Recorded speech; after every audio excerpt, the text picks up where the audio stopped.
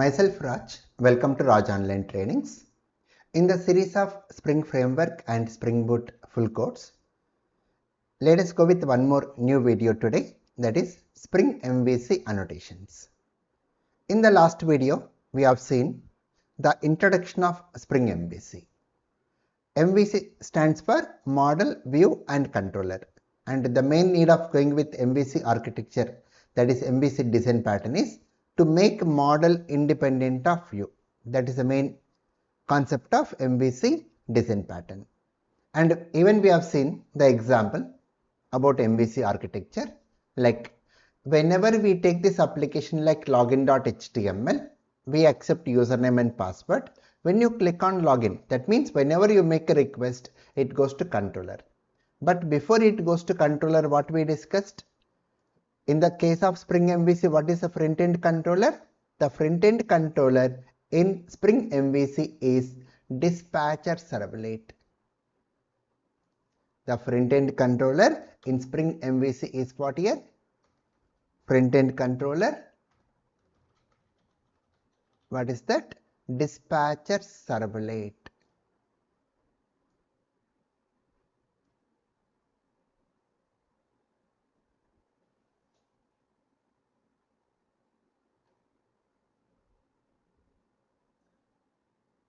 Right?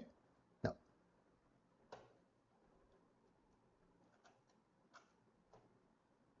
so who is the front-end controller? Very important intro question. In the case of Spring MVC, the front-end controller is dispatcher servlet.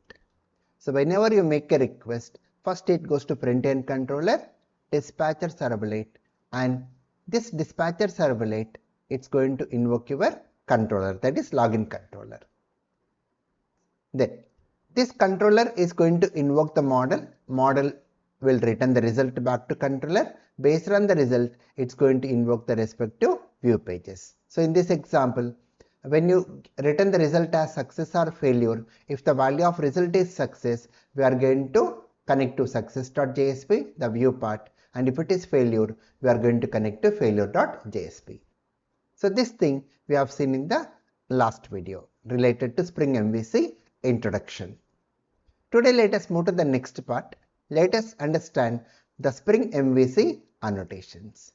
In Spring MVC, we are having so many annotations here. So we are going to discuss all the annotations in the next videos.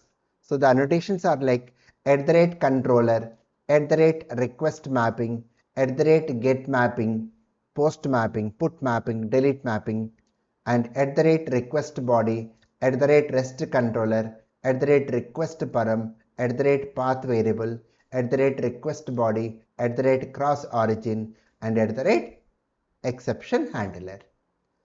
Right? So these are the annotations which are present in Spring MVC. So for today, let me go with this controller and request mapping. And once we start with the Spring Boot module, and once we go with the Spring REST module, we'll be discussing all other annotations. Let us discuss the remaining all annotations when we go with Spring Boot module. So for today, to go with a simple basic application by using Spring MVC, let us understand these two annotations in today's video.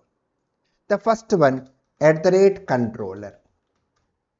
The use of @controller is used to mark the class as the controller class. Used to mark the class as what here? Controller class. Now, like example, if you take a class like public class login controller, and if you mark this class as a controller class, then above the class we have to use the annotation @controller. If you want to mark this class as a controller class, above the class we have to use the annotation @controller. Then we are having one more annotation, that is @request mapping. @request mapping. The use of this annotation is used to map the request URL. Used to map what? The request URL. Like example, you are going with the welcome page. For example, you are designing one welcome page like login.jsp. So using JSP also we can design the form. So here we are going to design the form action equal to login, and we'll say method as post as we accept the passwords. Then here we are going to accept the username, input type equal to text, name equal to username. Then we go with password, input type equal to password and name equal to password. Then one submit button, input type equal to submit, value equal to login. So this is the welcome page what we are creating here, login.jsp. And understand the very important one, this action name. This action name is very important.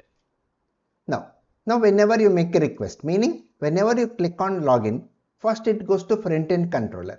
The front-end controller is going to invoke our controller, our designed controller. So it's going to invoke our controller. So here we are having @controller, public class login controller. Then once you make a request, it goes to front-end controller, and front-end controller is going to invoke our controller.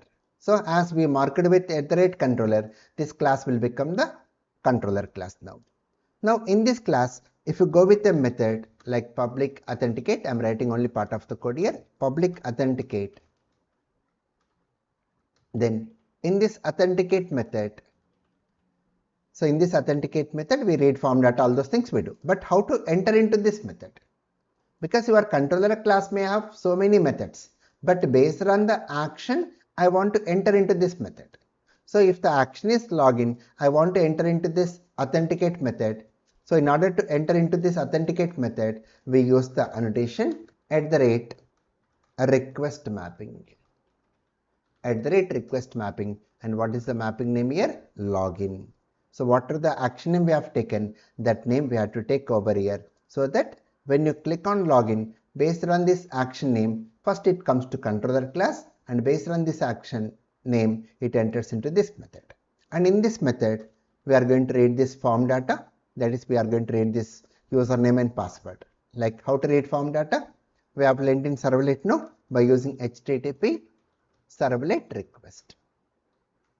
By using HTTP servlet request, we can read the form data here like this: string username equal to request.get parameter of username, then string password equal to request.get parameter of password. Once we read this username and password, then what we do? We are going to invoke our model or service class. Like you can say like string result equal to login action. I'm going to use login action. This is our service class with a method verify user. To this we'll pass our username, password. We'll pass our username and password. This only can say invoke model or service or action. Then what this model is going to do, it's going to return the result back to us. It's going to return the result. Now we can check here. If the value of result dot equal success, since we are going with the login application, if the user is authenticated, then your service is going to return the result as success.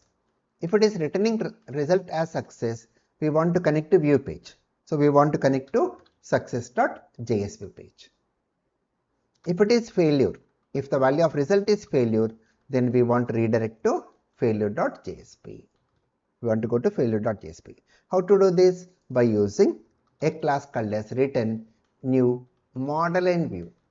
Return new model and view, and will connect to success.jsp. This only we call invoke view. Invoke view, and here also we'll say return new model and view failure.jsp. This is also invoke view. Right? So here I'm recapping. So whenever you make a request. When you run the application, this welcome page will get opened. Once we fill username and password, when you click on login, that means whenever you make a request, it goes to front-end controller, dispatcher servlet. That front-end controller is going to invoke our controller as we marked with @controller. Since the action name is login, it enters into this method using this request mapping.